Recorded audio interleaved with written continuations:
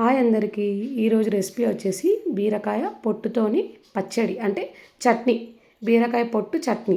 So అది ఎలా చేయాలి అంటే దానికోసం మనం ముందుగా ఒక కడాయి పెట్టుకొని దాంట్లో కొంచెం ఆయిల్ అనేది వేసి అందులో పల్లీలు వేయండి.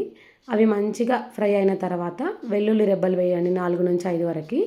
అవి కూడా ఫ్రై అయిన తర్వాత మనం ఈ పచ్చడికి చట్నీకి సరిపడా పచ్చిమిర్చీలు ఒక 3 నుంచి 4 వరకు పచ్చిమిర్చీలు కూడా విరిచి అందులో వేయండి.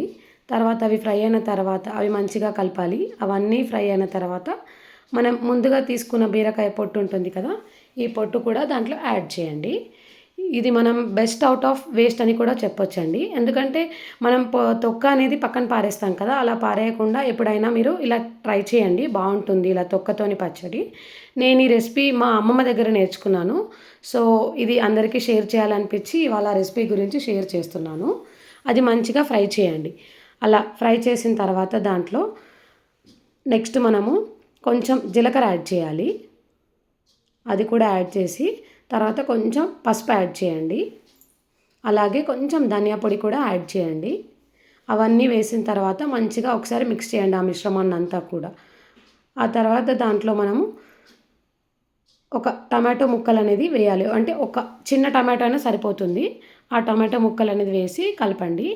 అలాగే మనం టమాటో వేసిన తర్వాత మంచిగా మిక్స్ చేయాలి దాన్ని మొత్తం కూడా. అలా మిక్స్ చేసిన తర్వాత నెక్స్ట్ మనం దాంట్లో కొంచెం చింతపండు ఒక 2-3 రెమ్మల చింతపండు వేసి అలాగే కొంచెం అంటే మన పచ్చడికి సరిపడా సాల్ట్ అనేది వేసి మూత పెట్టుకోండి. మూత పెడితే ఏమవుతుందంటే మంచిగా అవన్నీ కూడా మగ్గుతాయి. టమాటో ముక్కలు అలాగే మన బీరకాయ పొట్టు మిరపకాయలు అన్నీ కూడా మంచిగా మగ్గుతాయి. ఆ తర్వాత అది పక్కన పెట్టేయాలి, చల్లారనివ్వాలి దాన్ని మంచిగా. చల్లారనిచ్చిన తర్వాతే అది మనం మిక్సీ పట్టుకుంటే పచ్చడిలాగా ప్రిపేర్ అవుతుంది. సో అలా ఒకసారి మూత పెట్టి తీస్తే చూడండి ఇలా అవుతుంది. దాని తర్వాత దాన్ని చల్లారనివ్వాలి మంచిగా. ఇలా మనం చేస్తే చపాతీలోకి కానీ అన్నంలోకి కానీ దేంట్లోకైనా తినొచ్చు. కొంచెం కరివేపాకు కూడా యాడ్ చేయండి, బాగుంటుంది ఇలా చేస్తే. మనం కావాలంటే ఎప్పుడైనా దోశలోకి కూడా ఈ పచ్చడి తినొచ్చండి, టేస్టీగా ఉంటుంది. కొంచెం చింతపండు టమాటో వేస్తాం కాబట్టి టేస్ట్ అనిపిస్తుంది కాస్త మనకి. సో ఇది చల్లారిన తర్వాత మిక్సీ జార్లోకి ట్రాన్స్ఫర్ చేసుకోండి. మొత్తం మిక్సీ జార్లోకి ట్రాన్స్ఫర్ చేసుకొని, ఇది మనం పొట్టుతో చేస్తున్నాం కాబట్టి మనకు తొందరగా మిక్సీ అవ్వదండి. కొన్ని వాటర్ అనేది యాడ్ చేసుకొని మిక్సీ పట్టుకోండి ఒకవేళ అవసరం అనుకుంటే.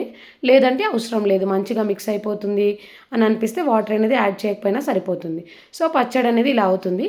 వేడివేడి అన్నంలో నెయ్యి వేసుకొని పచ్చడి కలుపుకొని తిని చూడండి, చాలా టేస్టీగా ఉంటుంది.